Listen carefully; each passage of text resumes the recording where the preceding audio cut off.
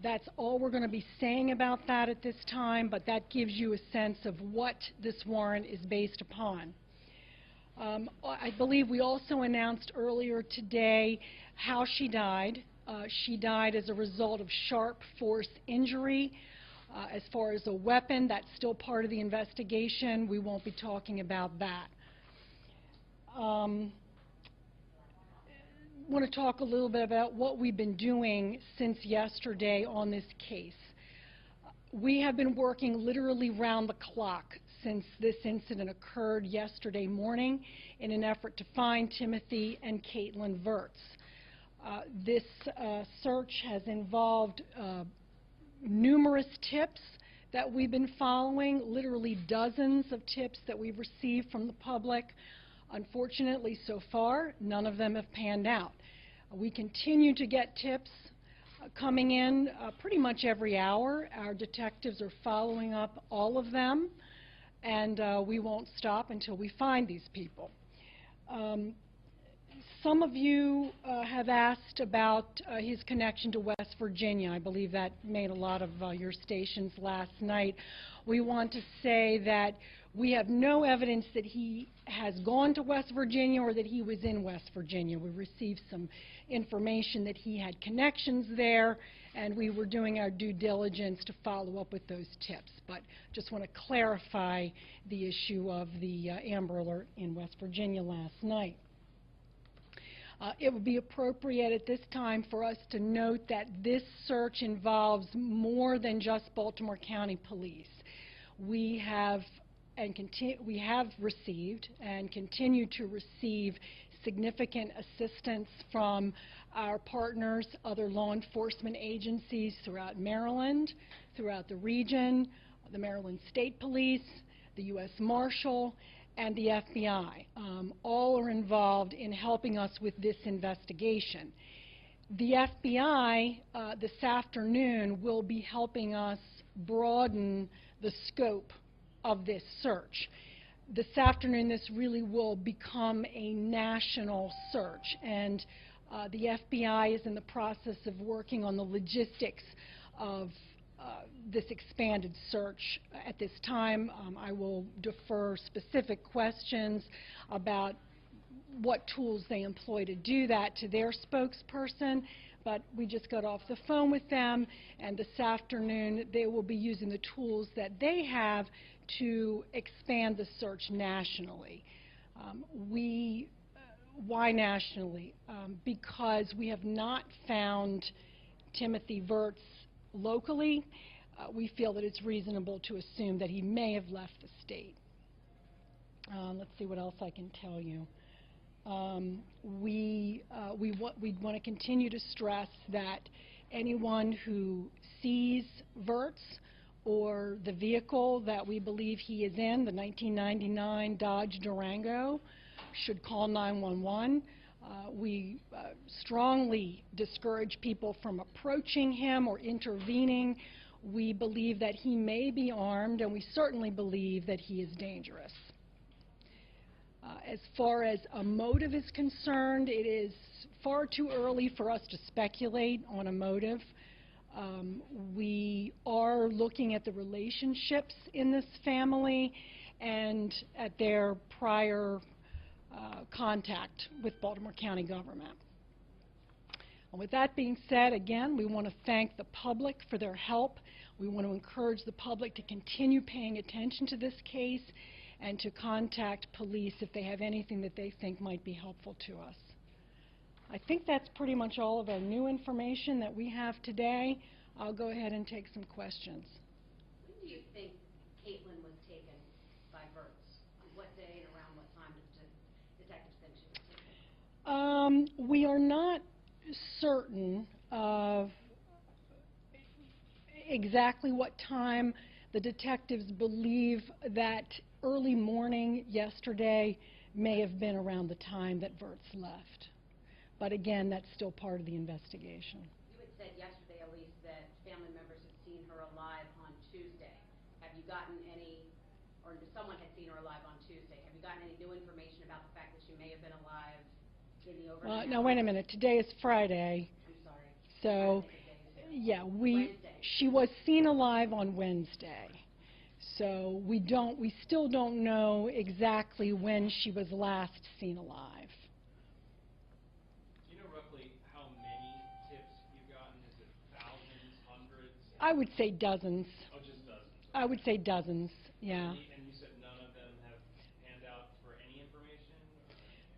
Well, none of them have panned out in the sense that we still have not located Timothy Virts nor the Dodge Durango. Have you spotted the vehicle? Any tag hits yet anywhere? Yeah, I'm really not, we're not going to talk about what we have seen or have not seen. It's just too dangerous to the investigation to do that. Obviously, the goal here is to find Timothy Virts and especially to find Caitlyn Virts and bring her to safety. She is our real focus right now, and we're real cautious. We're extremely cautious about saying anything that, any information that we may have that could hamper our ability to accomplish that end. Are there any other distinguishing features that you could share with us about the Durango? Whether it's stickers, any markings, anything in addition to the... Yeah, that's a good question. I'm really not at this point. The information that went out in the Amber Alert is the information that we have. I'll inquire about that, though. And Elise, did you say you do believe that he has left the state? No, not exactly. What I said was because we have not found him locally or found him in the state of Maryland, we think it's reasonable to believe that he may have left the state. We don't know he's left the state.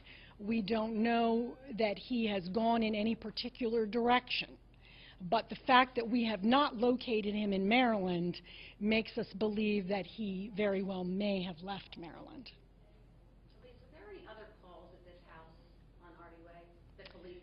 Yeah, some of you have asked for that. We're pulling the calls for service on the house. I just haven't had a chance to go through those yet. I'm not even sure that there are any, but we are looking at that. And you also yesterday said you knew there were 2 other adults living in the house along with the children and the people involved. Right. Have you figured out who those people were, and were they home then when the body was found or when Caitlyn was taken? The 2 adults that were in the house, and I believe it was a man and a woman, were in the house at the time that we believe the crime occurred. We do not know what their relationship is just yet. Was there anything missing from the house in the way of credit cards, money, any way he might be able to sustain himself? Yeah, I don't have any information about that, and I think we'd probably be withholding that anyway. So. Do police believe that he's working alone, or does he have some sort of help that is keeping him off the radar? Yeah, again, I can't answer that question. It certainly is not unusual in cases like this for a family member to help. I don't know that that's the case here. But certainly as our detectives are working this case, you know, they're looking at, they would typically look at a person's connections and be exploring those possibilities. Were there other children in the home when the crime occurred? Yes. And can you give us any information on why he didn't with Caitlyn? We have no idea. I mean, obviously we haven't been able to talk to him. Elise, what about Daniel Cortez, because it was a little gray yesterday. Is there any relationship to his sex offense charges to this case, either to Caitlyn and the abduction or to the murder? I want to say again, and I told this to a few reporters yesterday who were exploring the Cortez angle, if you wish to call it that. Our detectives do not believe at this time that there is any connection between Daniel Cortez and his criminal history and this homicide case. We do not know what the motive is here on the part of Timothy Virts. We can't speculate upon that. We are looking at the relationships in this family and any prior contact with Baltimore County government. But Daniel Cortez and his issues appear to be separate from Timothy Virts and his issues. And the daughter? There's no relationship between Cortez and Caitlyn Virts and the abduction? Well, he was her stepfather. But we have no, I don't know how I can say it, I'm trying to make this clear. We don't believe Daniel Cortez is involved in this homicide and abduction. And you don't believe that his sex offense charges could possibly At this time, we have no reason to believe that Daniel Cortez's sexual abuse charges are related to this case. Okay? That's everything I have. Again, we'll continue to update this. We'll be busy with this all afternoon. Anything new, we'll be putting on all our social media channels and our blog. You know where to find us if you need us. Anything else before we go? You said FBI is involved. FBI is assisting us with expanding the scope of the search. Okay? Is it technically a nationwide Amber Alert yet? I would call it a nationwide search. I'm really not sure about the Amber Alert part of it. I'm just not sure technically how that works. I think if you say this is now expanded to a nationwide search, you're fine. Just to clarify, you said other children were in the home at the time of the crime. Which crime are you referring to? We believe that the children were in the home at the time she was killed.